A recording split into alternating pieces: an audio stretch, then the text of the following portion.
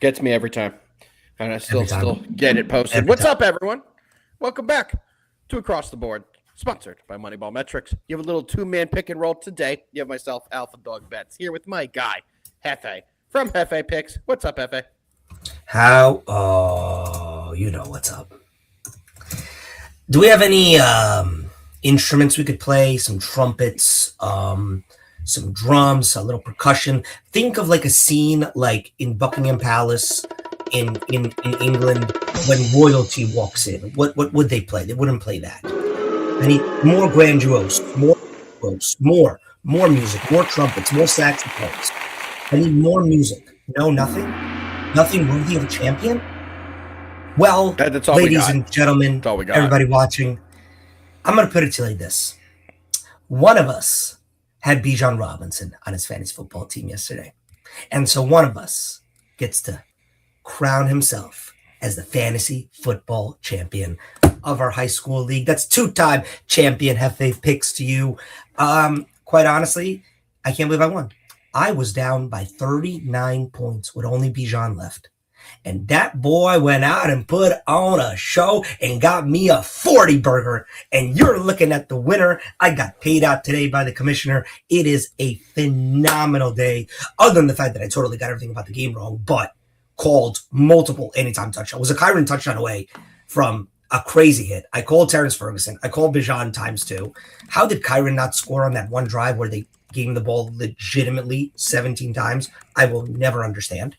But yeah, won the championship. That was most important, but definitely read that game wrong. And we have a lot to speak about in terms of that game. There's a lot of fallout in terms of where the Rams now in terms of seeding, what's them in the playoffs.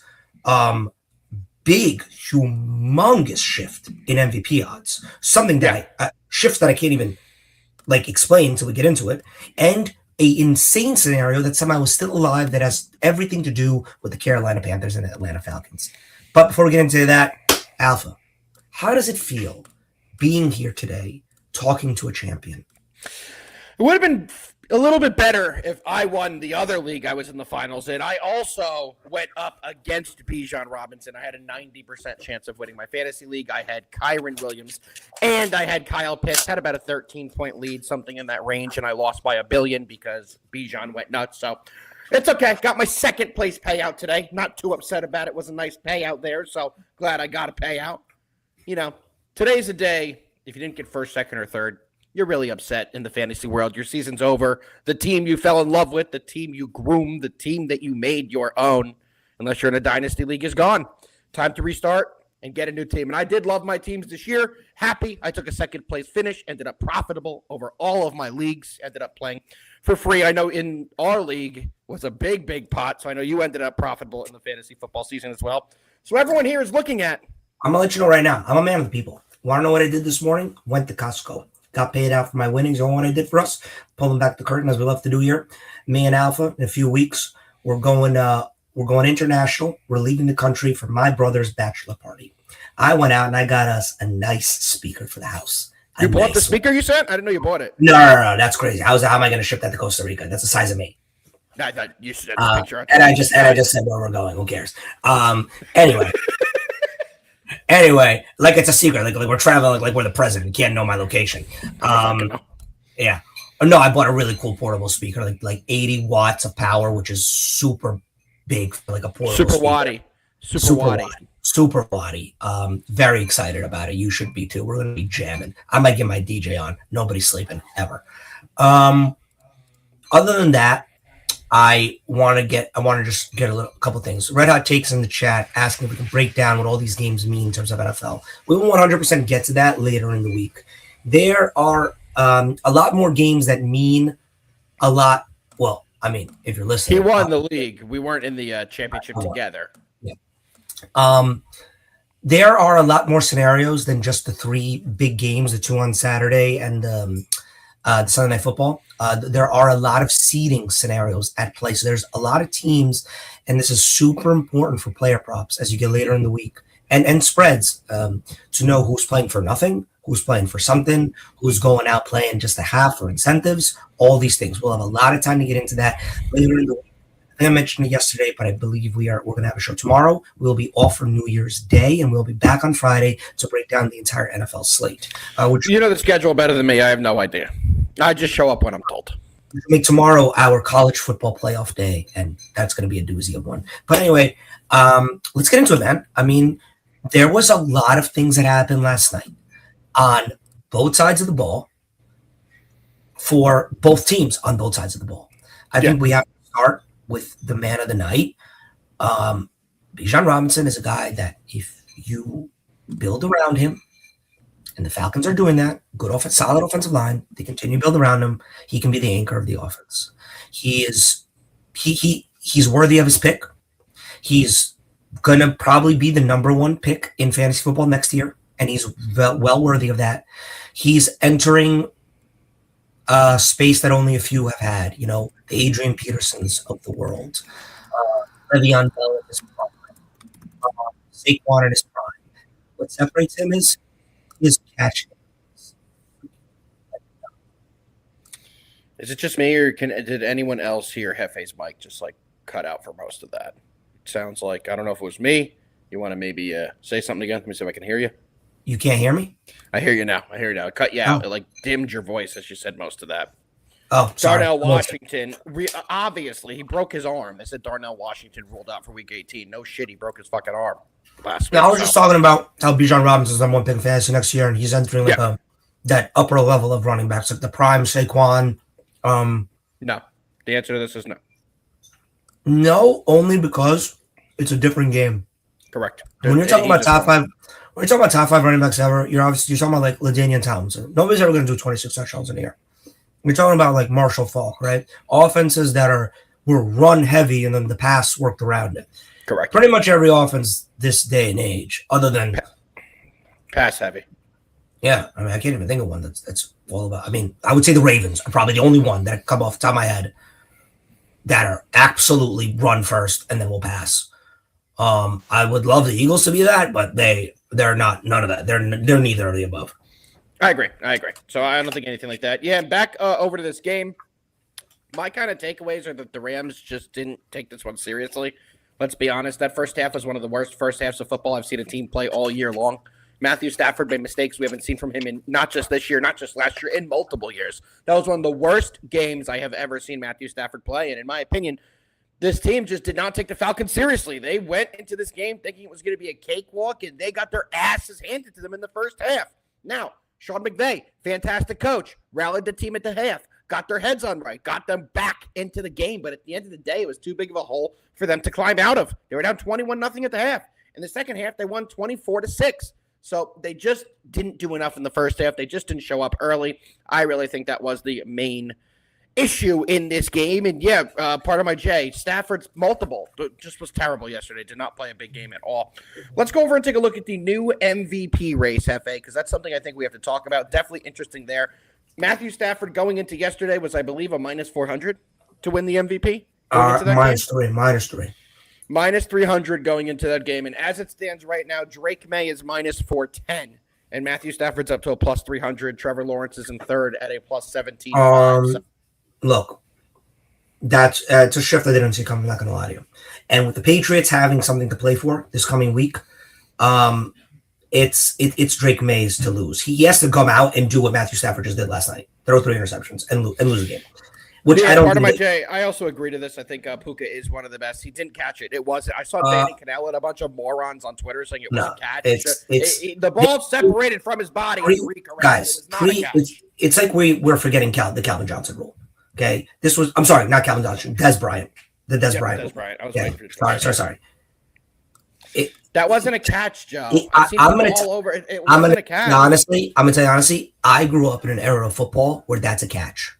If the ball doesn't touch the ground and it just touches your body, I don't care if you're inbounds, out of bounds, it should be a catch. And that's how it's always been. But many moons ago, we all remember the Des Bryant situation changed everything. So by the letter of the law, not a catch. I want to speak to a couple of things before we move before I talk about the MVP, because I only talked about the Falcons offense.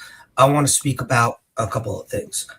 Kirk Cousins quietly is putting on a hell of how do you say? Second half.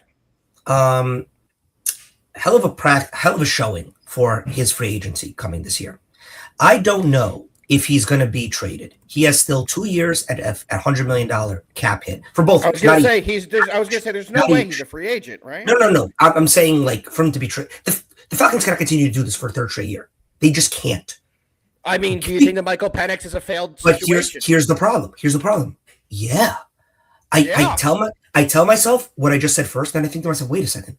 They got this Penix guy who does have no ACLs left. They kind of have to roll with Cousins. And I think they might. And he's doing a good enough job. And I think he's doing a good enough job to honestly win the starting job. Who honestly, Penix not even going to be back for week 1. How about that? Yeah, no, I agree with you. I don't think that they're going to move on from Cousins. The Falcons had a good draft with those two guys. Yes, the Rams have their pick, and that's going to be it's not going to be top 10, is it? I mean, it might be top 10, that Falcons pick. I got to look into that. No, I'm not positive. But there are two players, and I'm blanking out on the other one, the Georgia player. I know they have James Pierce on the line. Do you know the Georgia player they drafted? Was it Walker? Yes. All right. Great players. And that defense played really good. And there was another rookie, Xavier Watts, who obviously had the game of his life yesterday. Solid defense that's young and going to be better as years come. Over to the Rams. On defense, look, I mean, he was untackleable, Bijan Robinson. And he's the reason they won that game. I'll take it right away to the last drive of the game. There was 2 plays where if Tyler Algier or any other person was the running back, they would have gotten stopped behind the line of scrimmage for a minimal gain. But Bijan's out here juking left, right, and did everything in his power to get those 3-4 yards that ended up getting them first down at the first down. Well, what happened to Stephon Diggs? Hold on. I'm sorry. Something's happened. Lot coming out about legal situation for Stephon Diggs. Oh, probably with his big nose. The Patriots just made a statement on the new legal situation for star wide receiver Stephon Diggs. Oh, yeah. He's been out. The New England Patriots are aware of the accusations that have been made against Stephon Diggs. Stephon has informed the organization that he categorically denies the allegations. They support Stephon. They will continue to gather information and cooperate fully with the appropriate authorities as the NFL as necessary. Out of respect for all parties involved, and given that this is an ongoing legal matter, we'll have no further comment at this time.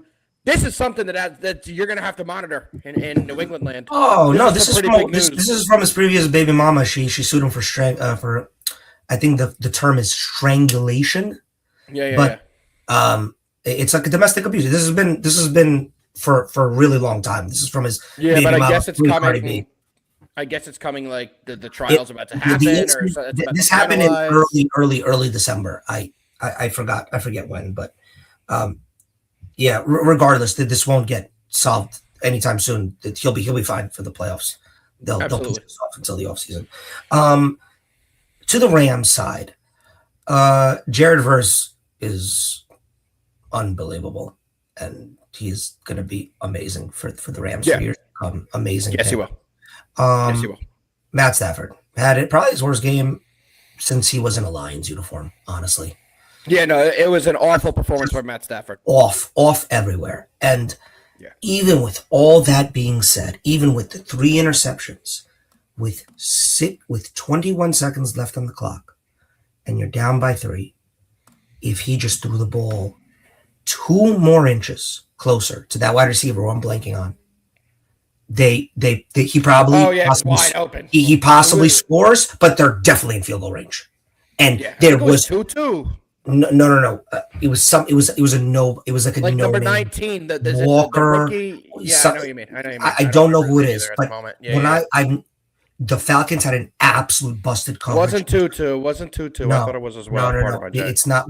It was a guy who it was like his only target of the game, just a speedster. He was wide open. Stafford makes that throw 99 out of 100 times. The pocket was clean also. JJ Cook. This is also something people have been talking about as well. I don't believe in that, but it's a talking point. But what are you talking about? They lost, so now they're gonna play the Eagles. Mm-hmm. No, they are, but a lot of people are saying the way that the games are playing out, they're choosing their opponents. Some people said they did want to play the Eagles because they play them well. I don't necessarily agree to that. Play them well. We'll have to see how it plays out. First of all, they're 0-2 against the Eagles in their last two, and one of those was in the playoffs last year. Yeah, but in the playoffs last year, they should have won that game. They should have won that game last year. Absolutely. The snow changed that entire game. I totally agree. Correct. Correct. Here's what I want to say. Let's not. David, you want us to cover Louisiana Tech? I don't even know who that is. Give him over though, Hefe. Let's get into the games. I just want to say the Rams are going to be fine. Yeah, absolutely. They just overlooked the Falcons. They did not take this game seriously, and we all know that's what happened in the first half. As I said, came out down 21-0. They made a great charge in the second half, won the second half 24-6, but they dug themselves way too big of a hole to get out of, and they just couldn't play a perfect second half against the Falcons team that was on top of their game. Let's keep it moving. I tweeted out we're going to be going over the opt-out tracker so everyone knows what to look for, what to not look for in today's games. So, Hefe, you ready to move on to a little college football? Yeah. I wasn't very excited and enthusiastic. Because honestly, today is the only day of the week where it's like a break from sports. How long did you wanted to talk about the Falcons game for 3 hours? We got to get into some of this information. The people want the picks. They want the information. When Tennessee and Illinois get together for the Music City Bowl, you gotta turn the phone on Do Not Disturb. You gotta tell the family you're busy. All right. Let me pull it up on the other screen so I can scroll. Ricky Gibson III is out for the season. This is unbelievable. Yes, he is right here. Played in 19 games this season. Shout out Rob Paul. He did a fantastic job putting this list together. I have tagged him in the tweet that I post. Shoot him a follow. Drop him a comment. He is fantastic at giving a lot of information. They call him Bobby Football for a reason. But let's get into the Tennessee opt-outs. Jermod McCoy, very interesting. Hasn't played this season, but declared for the NFL draft. Yep. Bold strategy, Cotton. Bold strategy, Cotton. But Colton Hood, another one of their cornerbacks, played in 774 snaps this year. He has declared for the NFL draft. Another big one that they're out is Arian Carter, played in 477 snaps this season. He declared for the NFL draft. You guys can see here, this list does a great job to tell you how important these guys are for their teams. Braswell is a big loss for Tennessee. Let's be honest here. 751 snaps, wide receiver. He's been a very good player. So, these are the opt-outs for Tennessee. If you guys want me to scroll back up in a few minutes, I can go back over them. But the big ones yet again, Wendell Moe Jr., one of the offensive guards. He was injured in the regular season finale, played in basically 700 snaps. Very big player for them. You take a look down the list as well. As I said, Arian Carter. You have Colton Hood, who opted out 774 snaps on defense. That's a ton of snaps. He's declared for the NFL. And safety, Sidney Walton, who has not played since October 25th, is out as well. Those are the big name guys we aren't going to see. Boo Carter as well, who was dismissed from the team and transferred. Let's scroll down a little bit and look at Illinois. They have a significantly shorter list. They're also a significantly less talented program. However, the Big Ten has been dominating in college football. So that's all I'll say there. It's another Big Ten team. You can see who they are going to be without. J.C. Davis started all 12 games, one of their better tackles. He played 776 snaps this season. He is out for this game. Gabe Jacobs, defensive lineman, he has opted out as well. He had 13.5 tackles for loss and 11 sacks. Big loss to this Illinois defense here. And another one, Matthew Bailey, out and injured. So that is the reason he is not going to be there. Oh, I'm going to leave this screen up because we'll cover it for the next game. Hefe, I'm going to kick it over to you. What do you like in this game? It's Tennessee. It's Illinois. Really high total at 61.5. You guys can see that there's a lot of defensive players who are not going to be in this one. Hefe, kicking it to you. 2.5 point line here. What do you got? You are muted. Before I get into this, you got to basically say this is a home game for good old Tennessee. Music City Bowl played in Nashville. So there's that. With that being said, you said two very important things that are going to lead me to my pick here. You pointed out the difference between the opt-outs for both teams. One is a significantly longer list, one is a significantly shorter list. And You pointed out that the Big Ten has been crushing. And they will continue to crush because I'm taking Illinois on the money line in the Music City Bowl. Yes, we don't need the points. Keep your 3. Don't need it. Don't care. Plus 130. Circle the wagons. Want me to pull up the public betting percentages on this one, or do you not care? I'm going to pull it up anyway because I already suggested it, so some people are going to want to see it. Hefe, quickly, because David asked us, we have Coastal Carolina and Louisiana Tech in the Radiance Technologies Independence Bowl, starting in an hour and a half. Do you have anything in that game?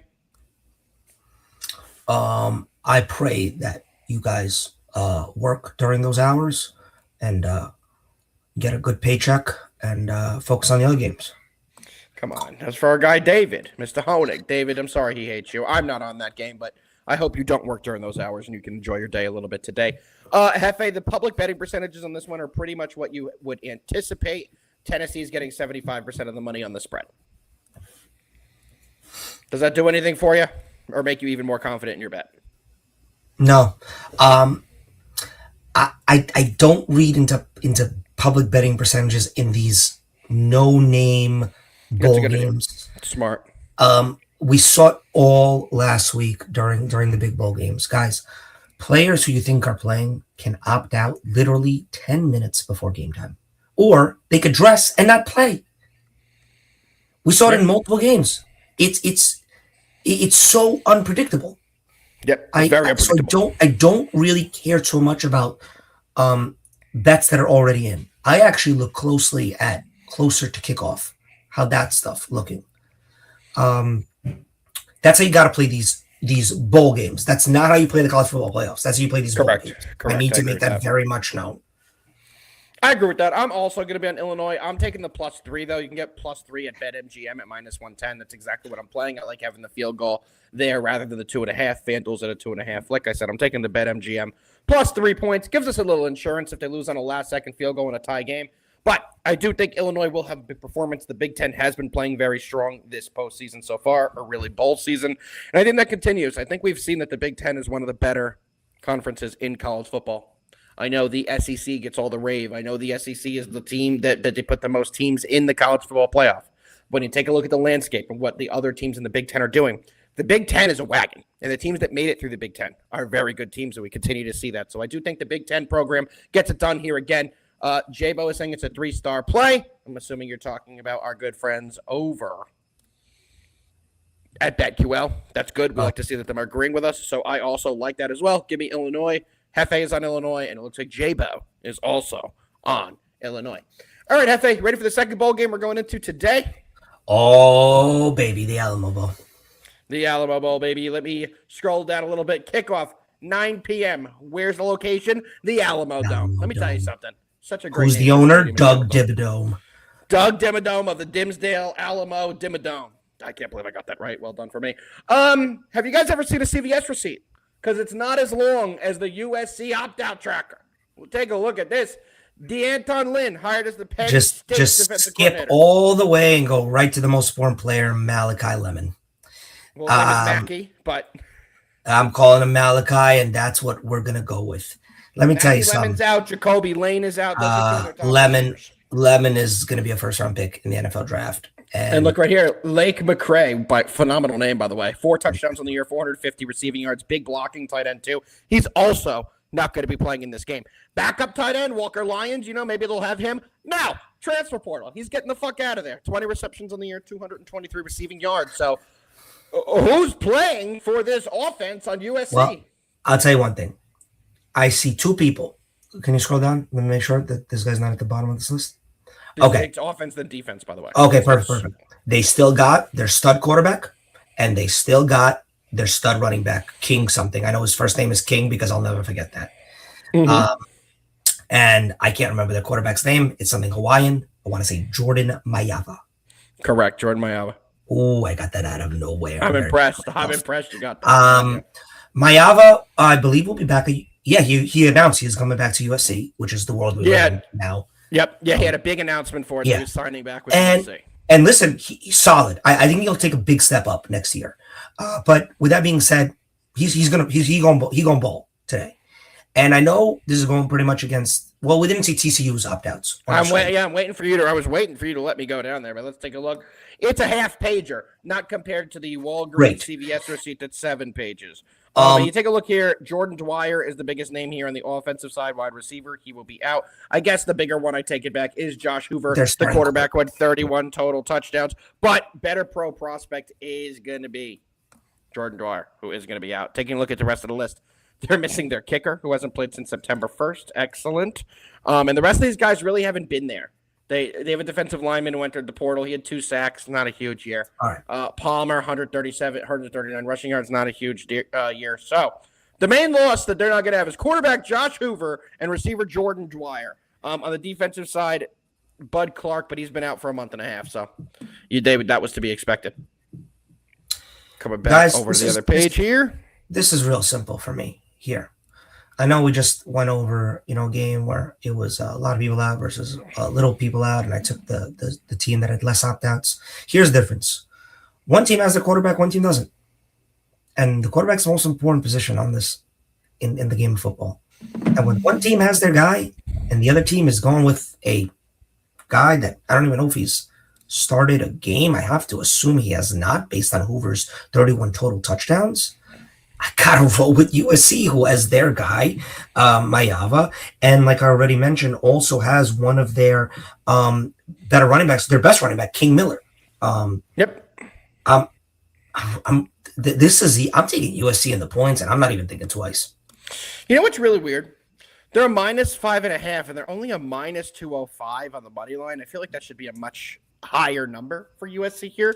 I also think USC gets it done. I see in the chat that J-Bo likes the over. I don't mind the over at 56.5. I do think both these teams put up points. I think both these teams' strengths are their offense. Both these teams' weaknesses are their defense. That will become pretty apparent in this game tonight. But for me, I'm going to be taking USC minus the 5.5. Hefe, you put it perfectly. They're going to have Mayava. They're going to have some of their big-time weapons, and their defense is pretty much all here as well. I do think, like I said, we'll see points, but I'm not a big fan of this TCU team. I think this is another example of a big Big Ten program going to be able to take it to a non-Big Ten program. I think we're going to see TCU really struggle here out of the Big 12, and I think that we're really going to see USC take it to them.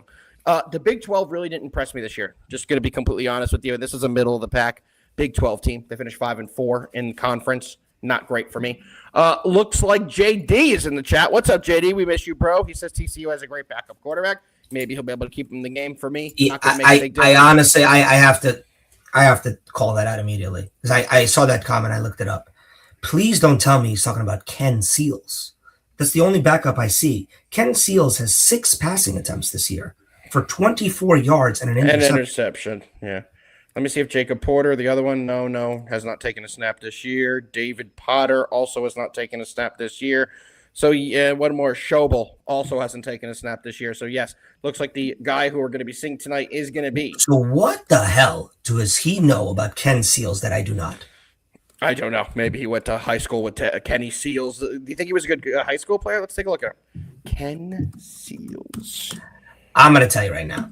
If he is dropping high school numbers, I will. He went to Vanderbilt. This is his 5th year in college, by the way. He went to Vanderbilt previously. Did he have any action with them? Let's take a look.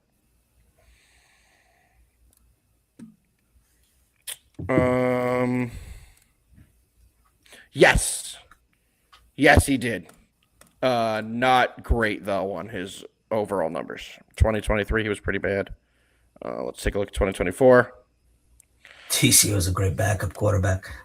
Honestly, line of the year. Line of the fucking year. Wait until the year was almost over, but line of the year. JD, I'm not sure where you're getting this great backup quarterback. He was pretty bad in his stops at Vanderbilt, and he has not really played outside the interception game here for TCU, but you may know more than we do. For me, it's definitely going to be JD just texted me. He watched Ken Seals play in 8th grade. He set a Wisconsin state record. Unbelievable. Excellent. We absolutely love it. I absolutely love it. All right, well, that's going to do for the college football portion of today's show. But it ain't going to be a little 2-man pick and roll if you and me and Hefe are not going through a little NBA. I just threw up on myself there. But you ready to go into an NBA game? Yeah. Actually, it's incredible that we're 29 minutes into the show, and I have not mentioned the Knicks had a hell of a finish with the Pels yesterday. I didn't watch the game at all, but I saw the replay of the last 5 minutes. Unbelievable basketball. JB's in a bag, and I don't know if everybody. Sorry, go. He's only hit 3 free throws in those last 2 games. He's been avoiding the free throw line, which is fantastic. What I was going to say is, I think I did get a note during this show for Jokic had a non-con. It was a contact injury to his knee. He's out for 4 weeks, hyperextension. Hyperextension, yes. We'll miss at least 4 weeks. And I know that Jokic pre this injury was putting up numbers that we're not even fathoming it, and I hate it because we're so prisoners of the moments. We're not looking at what Jokic is doing, which is 29, 11, and 10, and marveling at that, plus shooting 48% from three-point range. But take that to the side. This injury resets everything, and I think there is now a path that Jaylen Brunson can win the MVP. Let's take a look at the odds. Because he was like 48th. No. It's a path. I'm not saying he's going to be. Oh, he's kind of moved up. Dude, well, I mean, Jokic isn't even top 10 anymore. Right now, it's Shai Gilgeous at minus 500, Luka at plus 430, Cade Cunningham at the three hole at plus 5,000, and Jalen Brunson in the 4 hole, tied with Victor Wembanyama at plus 7,500. Let me tell you something though. Last week, Jalen Brunson was plus 30,000 to win MVP. He's down to plus 7,500. I'm not worried about Cade Cunningham because as we're about to go over the Pistons right now, I think the Knicks overtake the Pistons number 1 seed in a few weeks. They're only 1 game back as we speak right now. Who is the second guy? Luka. I just think team success, right? Like team success is going to come into play. And then with SGA, yes, overlying favorite, playing unbelievable, but voter fatigue. We've seen it before, people. We've seen it before. You have to absolutely blow the voters away to win back-to-back. True. Very true, JD. Good information there. Good information there. Hefe was wrong. He did not see him in 8th grade in the Wisconsin Cheese Fest, so you're wrong about that, Hefe. But he does have SEC experience with Vandy. That is absolutely true. Back to this game with the Pistons and the Lakers after Hefe is giving out his lock of the millennium at Jalen Brunson to win the NBA. Okay, good. No, we don't want you on it. We don't want you on it. You know what? No, don't take it. I took a ticket at plus 30,000. It may only be $25, but I did take a ticket on it. I don't want you on it. We don't want you. No, you good. Do your thing. Go take somebody else. All I gotta know is Ken Seals coming on the show this week. JD, job for you. Ken Seals, backup quarterback. Get him on the show. We'd love to have him. Honestly, I've been a big Ken Seals guy for a while now, and I would love to. Kenny, we believe in you. Yeah, it's about time we get him on the show. It's been too long. Big, KS as we call them down in the hometown. Do you think people do like a seal noise? Because his last name is Seals. Have they give the people a seal noise? I couldn't even give it like I don't know. Don't they like bark like a dog? like not exactly, but they do like a little. Boy. We're gonna get canceled. JD, you got to come on and do a seal noise. Why are we gonna get canceled for trying to mimic a seal? I don't know. I don't know what a seal sounds like. Does it do like a squeal? I think it does like a little. I'm going on YouTube. I'm going on the YouTube. One of those like yeah. It definitely does one of those. It's one of those. All right. Somebody in the chat confirmed that the Seals do whatever the fuck. Listen, I'm going to tell you right now. And personally, not a big Seal guy. I don't really know what's going on with them. I was in San Francisco a few years back. They just all chill on the wharf there. And I'm not really loving the whole vibes of the Seal. What are we doing? Why are your arms so short? Like, I don't like the waddling. As matter of fact, I'm not a big fan of anything aquatic. How about that? Let's just put it like there. I don't like person. I don't like any of that. Person. Okay. Wait, everyone knows that. That brings me to my next point. Why are we making a second Anaconda movie? Who asked for this? This is my nightmare. Anaconda movie. Yeah, they do another Anaconda movie.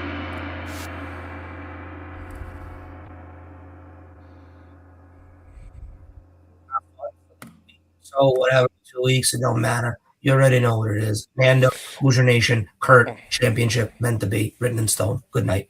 We'll get all of it tomorrow. But Hefe, please give me a fucking pick in the Pistons Lakers, for the love of God. Yeah, you want to know what my favorite player is on the Detroit Pistons? Jalen Duren. Should have been a Knick, by the way. We traded out of the goddamn draft pick. Then we traded that pick out again. And then we went to the second round. It was unbelievable. I was at that draft. I was pissed. I was at that draft with you. I know. I was right next to you. This guy is a free agent. Who did we take that year? I don't think we drafted anybody. We traded all of our first round picks, and then we had a second round pick. And it can't be Kolek. No, that's too 2022 draft. Let me try and guess. Don't tell me. It's not Kolek. It got to be Paco, right? Or was that last year? No. Paco was a first pick 2 years ago. This was the Bancaro one where we went fucking nuts. Yeah. Okay. It's somebody who's not on the team. I don't even know if we made a pick. We did. He was dog shit. He was on Duke, too. Good Duke player. Couldn't play in the NBA. Short and stout. Guard. Not that short, not that stout, but that's what he had like hair to the back. Trevor Keels. Yeah. He wasn't good. He didn't. Honestly, good. Yeah. Not good. Yeah. Okay. Okay, so back to this pick game for the 478th time. What the fuck are you taking in Pistons Lakers? You're gonna go ahead and just take the Lakers at home. Keep it real simple. Honestly, no Reeves obviously for the Lakers hurts, but they got Luka, they got LeBron. I'm I want the Knicks to get the first seed, and if the Pistons lose tonight and the Knicks win tomorrow, they have control of it. The Kings are interested in trading for Jonathan Kuminga. Okay, cool. That they've been trying to do that for 3 years. Okay, maybe try less to be like the Chicago Bulls and more to be like any other team, any other team. Couldn't agree more. I'll be short and sweet. I'm on the opposite side of you, Hefe. I'm taking the Pistons here on the money line, not fucking around with the points here. I'm taking them straight up on the money line at -145. I think the Pistons get it done. They've been a team that continues to win. They've been a really good team all year long. They've been the most impressive team besides the Knicks out of the East, maybe even more impressive than the New York Knicks so far this year. If you take a look at ESPN BPI, they're giving the Pistons a 55% chance to win. I'd like to see that. Let me pull up the public betting percentages as well. Just because I already have the website open, we might as well go into that kind of information. And on the money line, the Lakers are getting 60%, Pistons are getting 40%, exactly where I want to be on a money line. So give me the Pistons. I absolutely like it. I agree, Joe, up to 5. I do think the Pistons have a good performance, but I'm going to take them straight up on the money line, and we'll see the Pistons get it done. Hefe, that's all we had scheduled for today. What else you want to talk about? Or are we going to get out of here? I mean, here's the thing. There's a lot to talk about.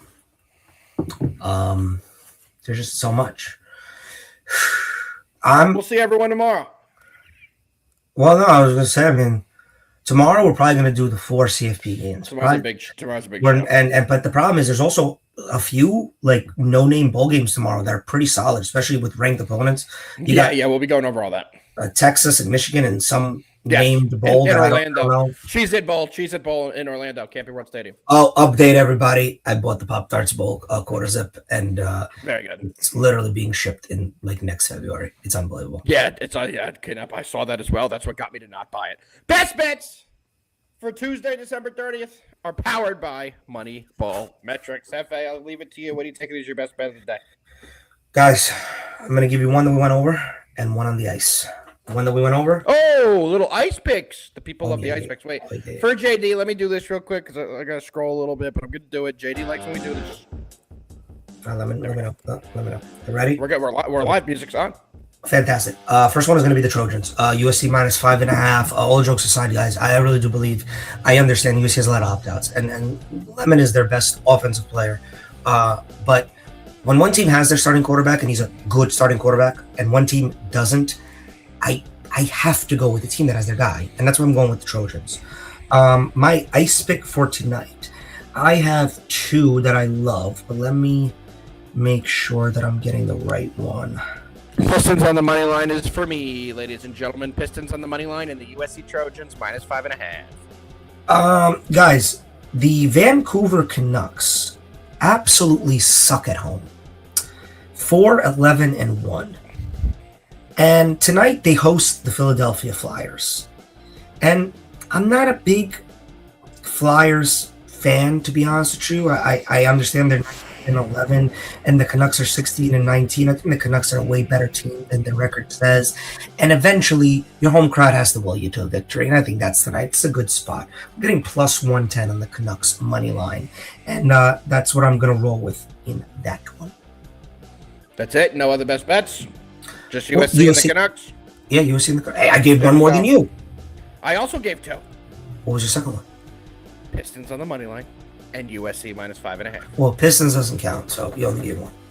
There we go. All right, Hefe, I'll let you close us out. We'll be back tomorrow. Same time, same place. We should have JD back as well, so there'll be some normalcy to the show again, not just us 2 morons rambling off in different directions for the whole show. Hefe, do the thing, put the thing on the thing, and then we can go have lunch. Guys, win faster, bigger, stronger. Carl. No. You got to do one more thing. What does JD always say? Let's fucking win. Let's fucking win now. Carl. If I see one more engagement post, I'm going to freaking start DMing you. Stop. Focus on basketball. Carl. That's all I got to say. See you tomorrow. Goodbye, everybody.